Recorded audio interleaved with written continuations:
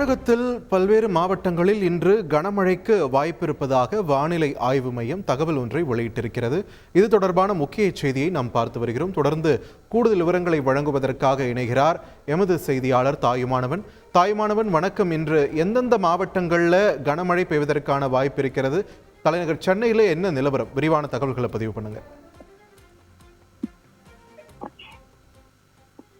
மேற்கு திசை காற்றுடைய வேக மாறுபாடு காரணமாக இன்றைய தினம் தமிழகத்துல ஒரு சில இடங்களிலும் புதுவை மற்றும் காரைக்கால் பகுதிகளில் இடி மின்னல் மற்றும் பலத்த காற்றுடன் கூடிய லேசான முதல் மிதமான மழை பெய்யக்கூடும் என்றும், நீலகிரி, கோவை மற்றும் உள்ளிட்ட மலை மாவட்டங்களில் சில பகுதிகளில் கன முதல் மிக கனமழையும், திருப்பூர், தேனி, திண்டுக்கல், தென்காசி, திருநெல்வேலி ஆகிய மாவட்டங்களுடைய மலைப்பகுதிகள் மற்றும் கன்னியாகுமரி மாவட்டத்தில் கனமழை பெய்ய வாய்ப்பு இருப்பதாக வானிலை ஆய்வு மையம் தகவலை வெளியிட்டிருக்கிறது.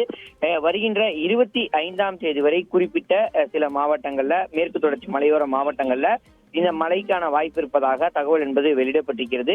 29ஆம் தேதி வரை தமிழக பகுதிகளில் மழை தொடரும் என தகவல் என்பது வெளியிடப்பட்டிருக்கிறது.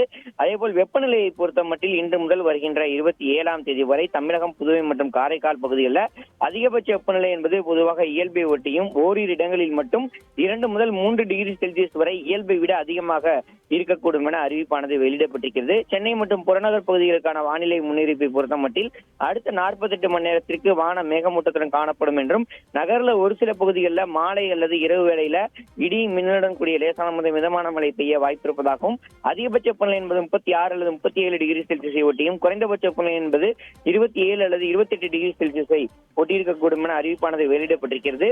மீனவர்களுக்கான எச்சரிக்கையை பொறுத்த மட்டில் தமிழக கடலோர பகுதிகளில் இன்று முதல் வருகின்ற 27ஆம் தேதி வரை மன்னார் வளைகுடா மற்றும் அதனையொட்டி குமரி கடல், தென் தமிழக கடலோர பகுதிகளில் சூறாவளி காற்று மணிக்கு 45 முதல் 55 கிலோமீட்டர் வேகத்திலும் இடையிடையே 65 கிலோமீட்டர் வேகத்திலும் வீசக்கூடும் என்பதால் மீனவர்கள் குறிப்பிட்ட இந்த பகுதிகளுக்கு மீன்பிடிக்க செல்ல வேண்டாம் என வலியுறுத்தப்பட்டிருக்கிறார்கள். நன்றி தாயுமானவன், உங்கள் விரிவான தகவல்களுக்கு. செய்திகளை உடனுக்குடன் தெரிந்து கொள்ள உடனே சப்ஸ்கிரைப் பண்ணுங்க.